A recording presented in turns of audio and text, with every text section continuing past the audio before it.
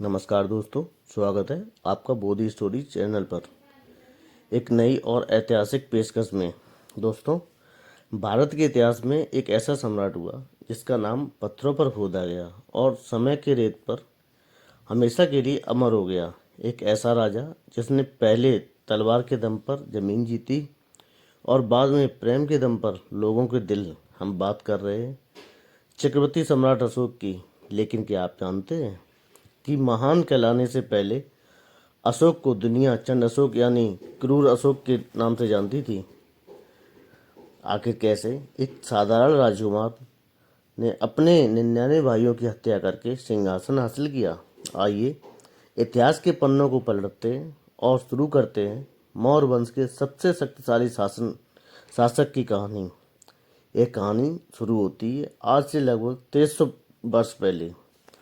भारतवर्ष पर मौर्य वंश का शासन था। महान चंद्रगुप्त मौर्य के पुत्र सम्राट बिंदुसार मौर्य पाटलिपुत्र के सिंहासन पर विराजमान थे। मगध का साम्राज्य हिमालय से लेकर दक्षिण के पठारों तक फैला हुआ था। सम्राट बिंदुसार की कई रानियां थीं।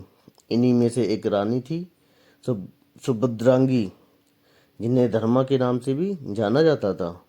धर्मा एक साधारण परिवार से थी, इसलिए महल की अन्य उच्च कुल की रानियां उन्हें पसंद नहीं करती थी। महल की राजनीति और षड्यंत्रों के बीच रानी धर्मा ने एक पुत्र को जन्म दिया। जब बालक का जन्म हुआ तो रानी ने उसे गोद में लेकर कहा, इसके जन्म ने मेरे सारे दुखों को हर लिया है। अब मैं अशोक हूँ, यानी शोक रहित। और इस तरह बालक का नाम पड़ा अशोक। अशोक बचपन से ही अन्य राजकुमारों से अलग थे। वे देखने में बहुत सुंदर नहीं थे। उनकी त्वचा खुरदरी थी और शरीर साधारण था। इसी कारण सम्राट बिंदुसार उन्हें ज़्यादा पसंद नहीं करते थे। बिंदुसार का सारा प्रेम उनके बड़े पुत्र सुसीम के लिए था, जो देखने में आकर्षक राजसी ठाट बाट वाला था। लेकिन अशोक के भीतर एक ऐसी आग थी जिसे कोई देख नहीं पा रहा था। वे निडर थे, जिद्दी थे और युद्ध कौशल में उनका कोई सानी नहीं था। अक्सर जंगल में शिकार करते समय वे शेरों से बढ़ जाते थे। आचार्य चाणक्य की नीतियों और मौर्य वंश के अनुशासन में उन्हें बचपन से ही एक कठोर योद्धा बना दिया था। जैसे जैसे राजकुमार बड़े हुए, सिंहासन के लिए होड़ शुरू हो गई। दरबार दो गुटों में बट गया। एक गुट सुसीम के साथ था, जिसे सम्राट का समर्थन था, और दूसरा गुट जिसमें प्रधानमंत्री राजा गुप्त शामिल थे, अशोक की क्षमता को पहचानता था। अशोक की लोकप्रियता को कम करने के लिए उन्हें राजधानी से पाटलिपुत्र से दूर रखने के लिए बिंदुसार ने उन्हें तक्षशिला के लिए विद्रोह को कुचलने के लिए भेज दिया। तक्षशिला में लोग भ्रष्ट अधिकारियों के खिलाफ हथियार उठा चुके थे। यह काम बहुत जोखिम भरा था, लेकिन अशोक ने न केवल विद्रोह को शांत किया, बल्कि वहां की प्रजा का विश्वास भी जीता। इसके बाद उन्हें उज्जैन का राज्यपाल बनाकर भेजा गया। उज्जैन में अशोक ने प्रशासन की बारीकियां सीखी। यही उनकी मुलाकात विदिशा की एक व्यापारी की बेटी देवी से हुई। देवी, जो बौद्ध धर्म को मानती थी, अशोक की पहली पत्नी बनी। उन्हीं से अशोक के पुत्र महेंद्र और पुत्री संघमित्रा का जन्म हुआ। लेकिन अशोक का मन अभी भी पारिवारिक सुख में नहीं, बल्कि पाटलिपुत्र के सिंहासन में अटका हुआ था। तभी खबर आई कि सम्राट बिंदुसार बीमार हैं और मृत्युशैया पर हैं। यह खबर मिलते ही उत्तराधिकार का युद्ध शुरू हो गया। सुसीम उस समय सीमा पर था। अशोक ने बिना समय गंवाए उज्जैन से पाटलिपुत्र की ओर कूच किया।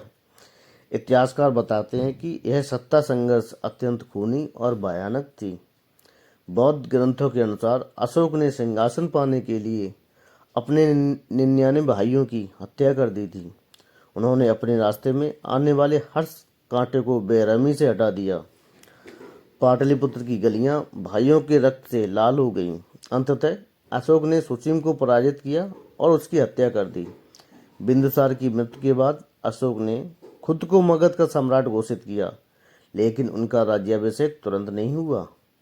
4 साल तक वे अपनी स्थिति मजबूत करने और विरोधियों को कुचलने में लगे रहे। 269 ईसा पूर्व में अशोक का औपचारिक राज्याभिषेक हुआ। सिंहासन पर बैठते ही अशोक का रौद्र रूप सामने आया। वे अपनी क्रूरता के लिए कुख्यात हो गए। कहा जाता है कि उन्होंने विरोधियों को यातना देने के लिए एक विशेष कारागार बनाया था, जिसे लोग अशोक का नर्क कहते थे। जो भी वहां जाता वह कभी जिंदा वापस नहीं आता था। अशोक अब एकत्वाकांक्षी और निर्मम शासक थे। उनकी तलवार हमेशा खून की प्यासी रहती थी। उनका सपना था पूरे भारतवर्ष को एक झंडे के नीचे लाना, और इस सपने के रास्ते में जो भी आया उसे मिटा दिया गया। उनका साम्राज्य पश्चिम में अफगानिस्तान से लेकर पूर्व में म्यांमार तक फैल गया था। बस एक राज्य था जो अभी भी स्वतंत्र था और मौर्य साम्राज्य की आंखों में खटक रहा था। वो था कलिंग। कलिंग आज का उड़ीसा, एक स्वाभिमानी और शक्तिशाली राज्य। अशोक ने तय कर लिया था कि वे कलिंग को जीतकर ही दम लेंगे, चाहे इसके लिए उन्हें कितनी भी लाशें क्यों न बिछानी पड़े। अशोक को नहीं पता था कि कलिंग की यह जिद न केवल उनके जीवन को बल्कि पूरे विश्व के इतिहास को बदलने वाली थी। युद्ध के बादल मंडरा रहे थे और एक महाविनाश अशोक का इंतजार कर रहा था। दोस्तों यह था एक राजकुमार का वो सफर जो नफरत, अपेक्षा और खून खराबे से भरा था। अशोक ने सिंहासन तो पा लिया, लेकिन महानता अभी उनसे बहुत दूर थी। अभी वे केवल चंड अशोक थे। अगले भाग में हम साक्षी बनेंगे भारतीय इतिहास के सबसे भीषण युद्ध के लिए, कलिंग युद्ध। क्या हुआ जब लाखों तलवारें एक साथ टकराईं और कैसे खून से सनी दया नदी के तट पर एक क्रूर सम्राट का हृदय पिघल गया।